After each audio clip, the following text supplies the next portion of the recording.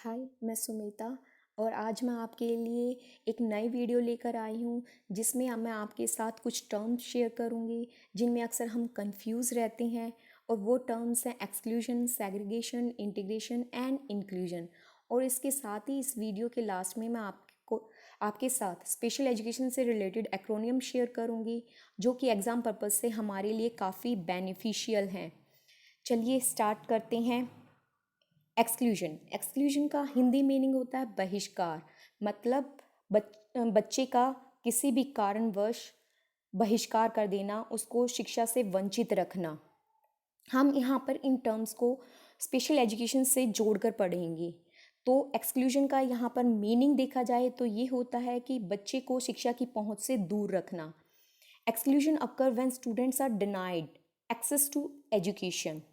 और इसको other way में हम समझ सकते हैं, जब एक्सक्लूशन तब होता है जब एक बच्चे को उसके डिसेबिलिटी यानी विकलांगता की वजह से स्कूल में एडमिशन नहीं दिया जाता। अगर दिया जाता है तो उन्हें स्कूल अटेंड करने के लिए मना कर दिया जाता है और कुछ कंडीशंस लगा दी जाती हैं। और कई जगह ये कहा जाता है कि आप अपने बच्चे को घर पर ही रखिए और वहीं पर स्कूल से कोई टीचर आएगा और उसको एजुकेशन प्रोवाइड करेगा। इस तरह से बच्चे को एजुकेशन से वंचित रखा गया और उसको स्कूल से बहिष्कार किया गया। फिर हम हैं नेक्स्ट टर्म को देखते हैं, सेग्रीगेशन। सेग्रीगेशन का हिंदी मीनिंग होता है अलगाव। और सेग्रीगेशन को हम हिंदी में समझें तो अलगाव तब होता है जब बच्चे की विकलांगता के कारण उसे अलग वातावरण, जैसे किसी कक्षा या स्कूल में जो कि विकलांग बच्चों के लिए तैयार किए गए हैं, वहाँ पर उनको पढ़ाई के लिए भेजा जाता है। और दूसरे वर्ड में हम समझें तो इस प्रकार की व्यवस्था जहाँ पर बच्चे को उसकी विकलांगता के अनुरूप अलग स्कूल में डाल दिया जाता है, यानी स्पेशल स्कूल्स में डाल दिया जाता है। फिर नेक्स्ट आते हैं हम इंटीग्रेशन। इंटीग्रेशन का हिंदी मीनिंग होता है एकीकरण। और एकीकरण को हम अगर हिंदी में इसका अच्छे से मीनिंग समझें, डेफिनेशन समझें, तो एकीकरण से तात्पर्य होता है कि एक विकलांग छात्र को मौजूदा जो मेन स्ट्रीम स्कूल्स हैं या शिक्षा हैं उसमें रखते हैं, पर उसके साथ उस व्यवस्था में परिवर्तन नहीं किया जाता। मतलब स्टूडेंट के अकॉर्डिंग उसको अडेप्ट नहीं किया जाता है।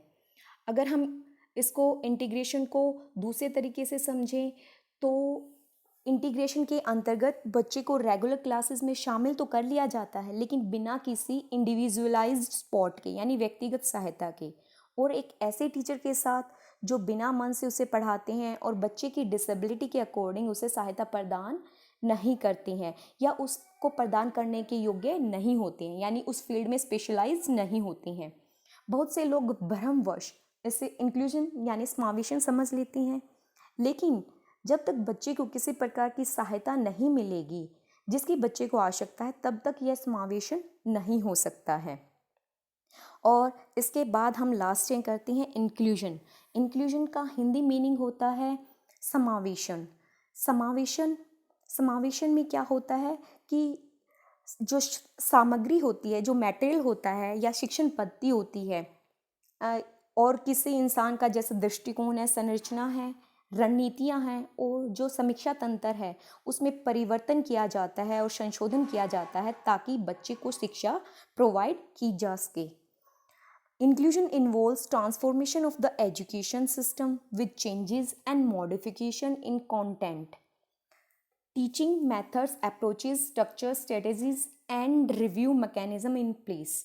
और इंक्लूजन को हम और अच्छे तरीके से समझें तो समावेशित शिक्षा या समावेशित व्यवस्था अर्थात इंक्लूसिव सिस्टम में अध्यापक किसी विशेष क्षेत्र में प्रशिक्षित होते हैं और वह अलग अलग ढंग से शिक्षण कराते हैं जिससे कि हर बच्चा उसे सीख सके। साथ ही व्यवस्था में बच्चे की व्यक्तिगत आवश्यकता के अनुरूप उसे संसाधन उपलब्ध कराए जाते हैं, जैसे मॉडिफाइड करिकुला यानी संशोधित पाठ्यक्रम और अनुकूलित सामग्री। अनुकूलित सामग्री मतलब अडेप्टेड मटेरियल। और इसको अगर हम अदर वर्ड में समझें, सिंपल वे में समझें तो इंक्लूजन क्या है, inclusion is building a community that is accessible to everyone. इसका मतलब क्या है कि हमें एक ऐसा वातावरण या ऐसे समुदाय का निर्माण करना है जो कि सबकी पहुंच में हो, सभी की पहुंच वहां तक संभव हो। अब हम लास्ट में देखते हैं, अभी हमने ये चारों वर्ड समझे हैं, चारों टर्म्स समझी हैं कि क्या एक्सक्लूजन है, क्या सेग्रीगेशन है, और इंटीग्रेशन और इंक्लूजन क्या है। इसके बाद मैंने जैसा कि बताया था वीडियो की स्टार्टिंग में, अब हम करेंगे स्पेशल एजुकेशन से रिलेटेड जितने भी एक्रोनियम्स हैं, हम आज करेंगे उनमें से 5। तो चलिए स्टार्ट करते हैं एक्रोनियम। पहला एक्रोनियम है ABA, applied behaviour analysis. Second है ASD, autism spectrum disorder. Third है ASL, American sign language. AT, assistive technology. ADHD, attention deficit hyper active disorder. मैं आपको एक बार इसको फिर से रिवाइज कराती हूँ। पहला है ABA, applied behaviour analysis. Second है ASD, autism spectrum disorder. Third है ASL, American sign language. Fourth है AT, असिस्टिव टेक्नोलॉजी। फिफ्थ है ADHD, attention deficit hyper active disorder. आज आपको ये लग रहा होगा कि बहुत ही इजी हैं, आप सभी को आते हैं, लेकिन धीरे धीरे हम सारे करेंगे। जो डिफ़िकल्ट हैं वो वर्ड्स भी हम करेंगे। And thanks for watching my video.